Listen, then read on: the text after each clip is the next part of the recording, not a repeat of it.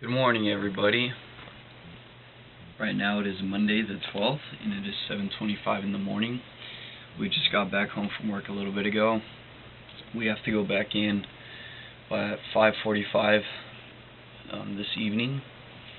Before we get started with this book today, I want to open up with a quote by James from James 1:17 from the King James Version of the Bible, and it says, "Every good gift and every perfect gift is from above, and cometh down from the Father of lights," which we've been learning is the Father of all things, as being the universal consciousness, the mind which knows all within itself, the mind which moves all within itself, the mind that creates all within itself, and at the same time holds everything in their place. And you and I are but expressions of this mind, and today we're gonna continue with our book, The Wheels of Life.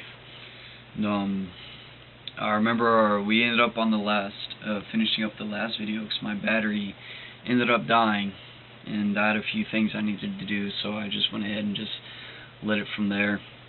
But what I remember we're talking about the manifestation and liberating current within the chakras. Remember, the liberating current being the most subtle parts of the chakras, okay, and the manifestation currents being the most denser parts of the chakras, okay, because as we move down the chakra system from our Sahasrara chakra all the way down to our Muladhara chakra, the Muladhara being the most densest, the Muladhara going from Sahasrara up to down is the manifesting current, because as we move down, things become more physical, they become more dense.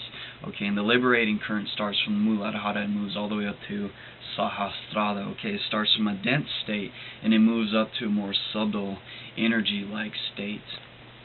Very cool, very cool. And I do remember reading this part, so I'm just going to go ahead and start from reading here on this video. So let us continue. While suffering from much prejudice, the downward current is equally important, for it enables us to manifest. Each step downward is a creative act, an act of consciousness making choices, taking a step towards limitation, allowing constriction of freedom. Through this constriction, the abstract expanse of consciousness has a container that allows it to condense and become solid. In the downward current, each of the chakras can be seen as, quote, condensers, end quote, of cosmic energy. Okay, so we could also look at these chakras like cups. Okay, like these are the 7 chakras being the 7 cups. Okay, and each time the energy of consciousness gets poured into each and every single one of these cups, the energy within the cup will become more and more densified. It will become more manifested as something. Because remember how we are learning, it starts first in here. It starts with the idea, a thought form. It's something intangible. It's something not manifested. It's just something that exists on an energetic plane. But once this idea, this thought becomes more and more energetic, it starts to move down these currents of energy within us, and they start to create and manifest in our outer world. Okay, once it becomes a manifested energy, once you start acting and manifesting the thoughts that you have, that's when it comes from Sahasrara moving down to the manifestation current all the way down Muladhara.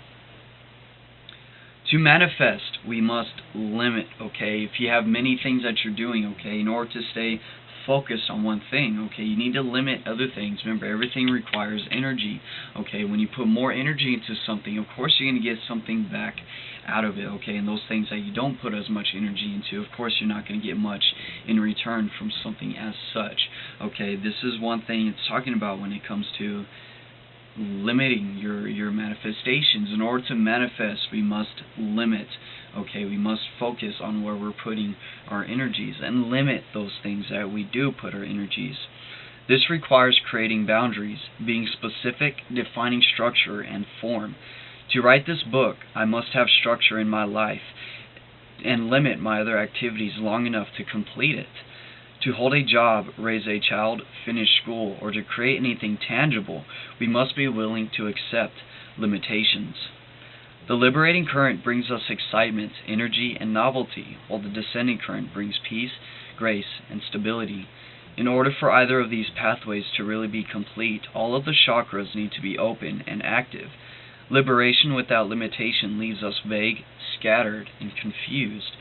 We may have wonderful ideas and lots of knowledge, but we are unable to bring these fruits to any tangible completion. On the other hand, limitation without liberation is dull and stifling. We become caught in repetitive patterns, clinging to security and fearing change. In order for us to be truly whole, both currents must be open and active. So in order for us to be completely whole, like they were saying with the tantrics, okay, we must be pro-life and pro-spirit, okay? The upper liberating currents being the most spiritual aspects of what things are, and the manifestation currents being the more manifesting matter currents, okay?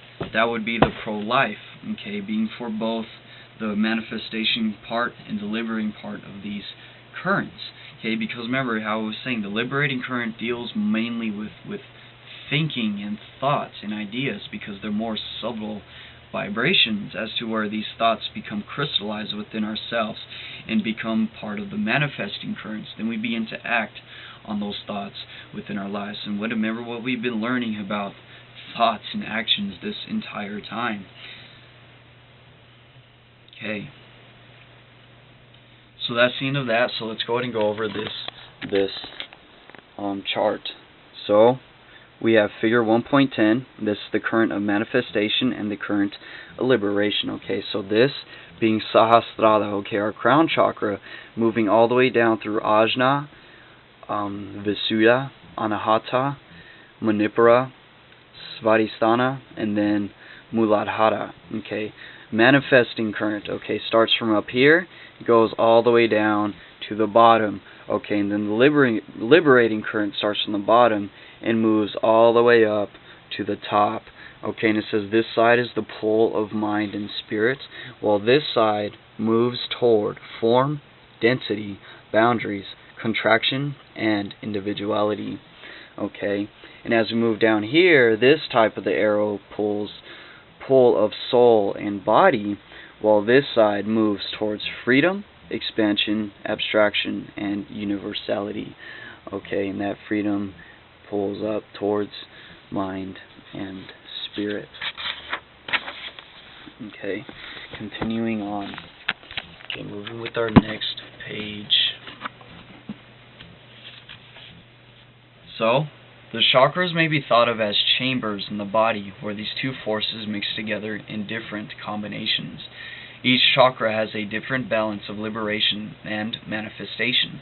The lower we go in the system, the stronger the momentum of the manifesting current. The higher we go, the more the chakras are influenced by the liberating current. This basic polarity is an essential element to understanding how the system works as a whole. Now that is the end of the part we read for liberation and manifestation. Now we're going to go ahead and go over the three gunas. So the primary influences of what we learned about the liberating and manifesting current. Okay, liberating current starts from the top, manifesting current starts from the bottom. Okay, as we manifest all of our energies, the currents go from a subtle vibration to a more denser vibrations into actions. Remember how we learned that you must first think of something, okay, and the more you continue to think about it, you start creating those energy patterns within yourself. Okay, once you create that pattern of energy within yourself, you're going to want to act on that energy, because that energy is looking for an outlet to express itself, and according to the nature of whatever that energy is, okay, is going to determine the type of actions that you are going to take. Okay, so moving on to the three gunas. In Hindu mythology, the cosmos is believed to have evolved out of a primordial ground called Prakriti. Prakriti. P-R-A-K-R-T-I. Prakriti. Similar to the Western alchemical concept of prima materia. Prakriti is woven from three threads called gunas, or qualities. which create all that we experience. These qualities correspond in our terms to matter, energy, and consciousness. Okay, so these three gunas, okay, are essentially the three different aspects of God working through things, okay, how the nature of things work together, okay, because he's calling that these prakriti is woven from three threads called gunas or qualities, okay, which create all that we experience. And these qualities correspond in our terms to matter, energy, and consciousness. Okay, so from what it's saying, that energy and consciousness are something that's separate, just may be something that's separate from each other. Okay, so let's learn a little bit more about that, because we've also been learning that, you know, this consciousness itself is, you know, it's a type of energy, you know, it's an intelligence. You know, this intelligence has to come from something. Okay. The first of the gunas is called tamas, okay, and it represents matter, mass, or the heavy stillness of inertia. Okay, so if we were to connect what tamas is to one of the chakras, okay, since tamas represents matter, mass, or stillness, okay, we would connect that with our chakra Muladhara, you know, our survival chakra, which grounds us to the physical being, because it's represented with matter, okay, it's something that's material. It is prakriti in its densest form. The second guna is called rajas, okay, representing energy in the form of motion, force, and the overcoming of inertia. So, energy, okay, it takes energy to move this matter, to move this form. So rajas must in turn be in control of tamas, you know, responsible for the manifestations of tamas. This is prakriti in its energetic changing form. The third is called sattva, meaning mind, intelligence, or consciousness. Okay, so energy, you know, energy is simply an expression of this consciousness. You know, they're still connected with each other, because wherever our mind is going, this energy in turn will follow, okay, and then our body in turn will follow wherever this energy is going, wherever our consciousness is directing the energy. This is prakriti in its abstract form.